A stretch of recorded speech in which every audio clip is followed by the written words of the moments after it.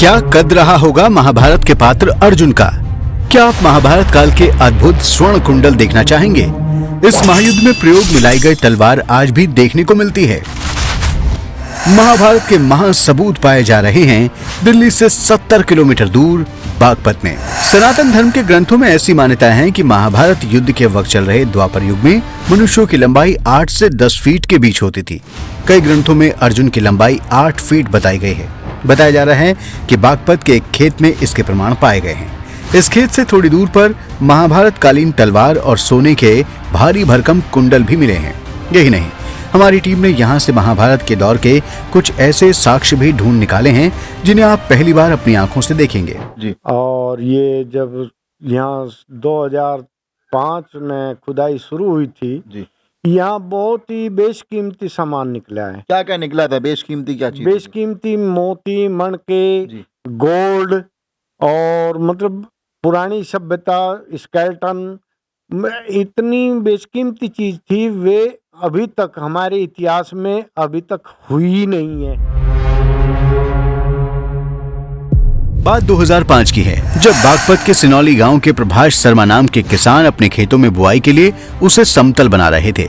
लेकिन खुदाई के दौरान इस किसान को सोने के कुंडल, तलवारें और मानव कंकाल के कुछ अवशेष मिले, जिसके बाद ये खबर आग की तरह पूरे गांव में फैल गई। खेत में खुदाई के दौरान मिले अवशेषों के बारे में प्रभाष शर्मा को कोई जानकारी नहीं थी।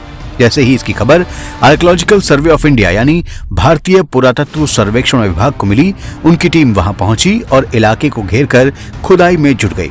फिर क्या था, इस खुदाई के बाद कुछ ऐसा देखने को मिला जिसके बारे में कभी किसी ने सोचा भी नहीं था। 8 से 10 फुट के लंबे कंकाल, सोने के कुंडल और टेराकोटा के बने बर्तन मिले। फॉरेंसिक जांच में ये सभी चीजें महाभारत कालीन साबित हुई हैं। आपको बता दें कि सनातन धर्म में मान्यता है कि युगों के साथ साथ लोगों की लंबाई और उम्र भी कम होती गई है। ऐसा माना जाता है कि सतयुग में लोगों की लंबाई 32 फुट, त्रेता युग में 21 फुट और द्वापर में 8 से 10 फुट के आसपास थी। वहीं कलयुग में लोगों की औसत लंबाई घटकर 5.5 फुट रह गई है। सिनौली गांव में जो कंकाल मिले हैं वो 8 से 10 फुट के बीच के हैं। ये महाभारत कालीन इस मान्यता का एक मजबूत सबूत है। हमारी टीम ने सिनौली में हुई खुदाई से जुड़े कुछ और तथ्य और कुछ जानकारी निकालने का प्रयास भी किया, ताकि सच्चाई बिल्कुल साफ होकर सबके सामने आ सके।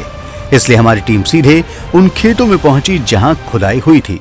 और मैं जानना चाह रहा हूँ कि लगभग कितना सोना था आपके हिसाब से? कितने पैसे का वो सोना होगा अगर आज की तारीख में उस गोल्ड की वैल्यू कोई लगाई जाए अंदाजा?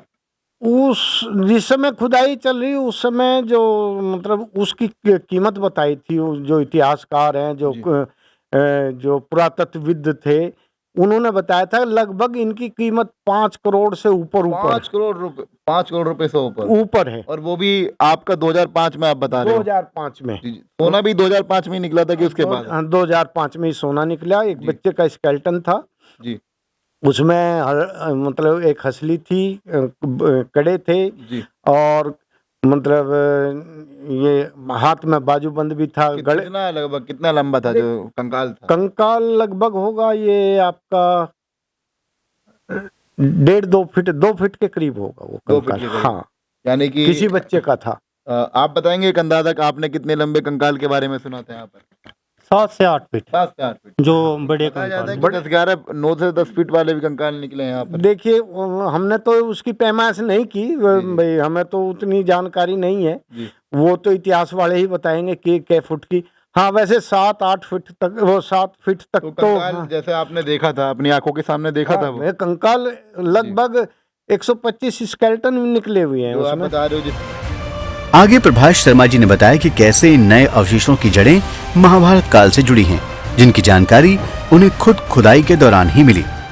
गीता का ज्ञान भी अर्जुन को दिया था, तो गांव के लोग पहले से भी इस बारे में बात करते थे कि हमारा गांव जो है प्राचीन गांव है, या जब ये 2005 में मुद्दा उठा था तो लोग अपने आप को महाभारत से जोड़ने लगे? क्या थी कहानी? देखो जी, ये गांव तो देखो सदियों से चलते आ रहे, ये तो सृष्टि का नियम है, कभी अप है कभी डाउन है। हाँ। परंतु ये प्राचीन सभ्यता जो है, मतलब ये 5000 वर्ष के नजदीक ही है जो यहाँ से। आपका गांव है? हाँ, आपके बड़े बुजुर्गों ने कभी बताया था कि ये हमने जो आपको कहानियां सुनाई होंगी इस गांव के बारे में, कभी कहते थे कि यहाँ पर महाभारत काल से जुड़ी हुई चीजें हैं? नहीं नहीं नहीं, ऐसा कुछ नहीं, उन्होंने कुछ नहीं बताया। ये तो जब खुदाई शुरू हुई ये अवशेष निकले जी। और उन अवशेष के बाद ही मतलब ये इस उसमें आया है। हाँ, आपको लगता है महाभारत वाकई में सच्ची है, जो घटना है, कहानी सब? ये देखिए, जब सबूत मिले तो सच्ची है। सच्ची है। हाँ, क्योंकि प्रमाण मिल चुका है, रथ का भी, वैसे जो हथियार हैं वे भी, और कंकाल भी। अगर सबूत ना मिलते तो झूठी कहते, अब मिथ्या है, लेकिन अब सच्ची है। आपको बता दें कि 2005 और उसके बाद 2018 में खुदाई के बाद तो एएसआई की टीम वहां से चली गई, लेकिन किसान प्रभाष शर्मा ने अपने खेतों में न तो बुआई की है और न ही इस खेत का कोई दूसरा इस्तेमाल किया है। तब से ये खेत खाली ही पड़े हैं। प्रभाष शर्मा की मांग है कि सरकार उनके खेतों को राष्ट्रीय स्मारक घोषित करे, जिससे उनके गांव को नई पहचान मिले। जब ये खबर चलेगी और आप जिस तरीके से मांग कर रहे हो कि कुछ बने, क्या बनने की आपकी आशा है कि इस गांव में ये चीज बननी चाहिए? मैं तो जो मेरा संघर्ष यही है 2005 से। अकबर मुझे एक थीम दिखाई गई थी, यहाँ एक सपना दिखाया गया, अकबर यहाँ म्यूजियम बन सकता है। यहाँ जो इतनी इम्पोर्टेंट चीजें हैं जो यहाँ निकली है, मतलब यहीं रखी जाए वापस वो यहाँ म्यूजियम बने और ये चीजें लाई जाएं। और मतलब सभी इसका देखते देखते 19 साल हो गए। 19 साल हो गए। कोई अपडेट आया अभी तक? बस अपडेट तो देखो, बस यही है कि भाई हम तो इंतजार कर रहे हैं कि भाई इंतजार में बहुत बड़ा मजा होता है। म्यूजियम से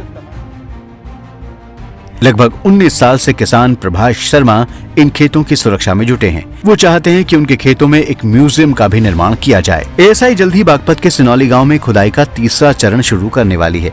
ऐसी संभावना जताई जा रही है कि खुदाई के नए चरण में महाभारत से जुड़े कुछ ऐसे साक्ष्य मिलेंगे जो अब तक की कई मान्यताओं को धराशायी कर देंगे। दोस्तों, सिनौली गांव के ग्राउंड जीरो से हमारी रिपोर्ट आपको कैसी लगी, कमेंट सेक्शन में जरूर बताएं। वीडियो को लाइक और शेयर करें, चैनल को सब्सक्राइब करें। हम आपको आगे भी ऐसे ही तथ्यों से भरी जानकारी और स्टोरी से रूबरू करवाते रहेंगे। धन्यवाद।